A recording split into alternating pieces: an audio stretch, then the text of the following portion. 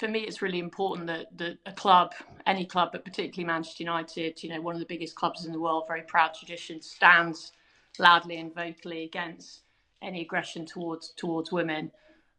We know that it's a big problem in football and has been for a long time. And I think the Greenwood scenario is one where there seems to be very clear-cut things that people have seen and heard that I don't want associated with my football club. And I actually think it's pretty terrible for not just for women, but for male supporters of the club to have that kind of role modelling condoned. So, and what do you think about the way the club is dealing with it so far? I'm pretty disappointed, if I'm honest. It seems to have been very slow, very protracted.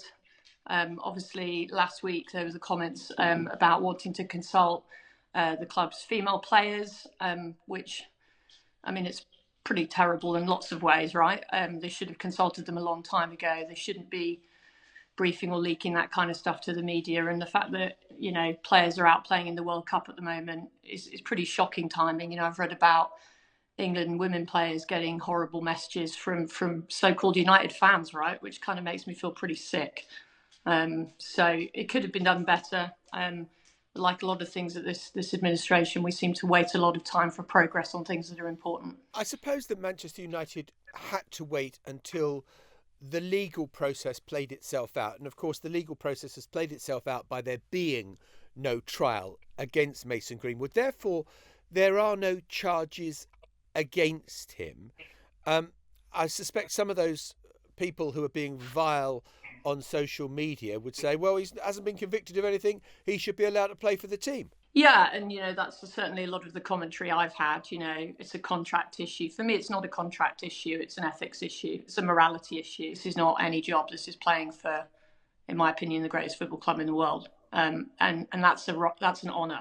That's an honour. And I expect players who play for my club to uphold correct behaviour in all parts of their lives as far as possible, right? Yes, he's human. Yes, he's young. But, this isn't a job for everybody. It's a job for the best people. And if Manchester United decides that they're going to honour his contract and he is selected and he comes out onto the field, what then for you? What will it make you? What will it make you feel? Will it make you question your support for Manchester United? I mean, I've said to a lot of my friends that I'll walk away from the club if this happens.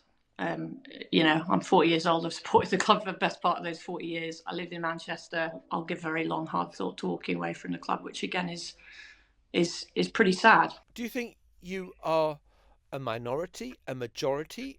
Have you got any sense of what percentage of public opinion you speak for? I think there is support and there is vocal support.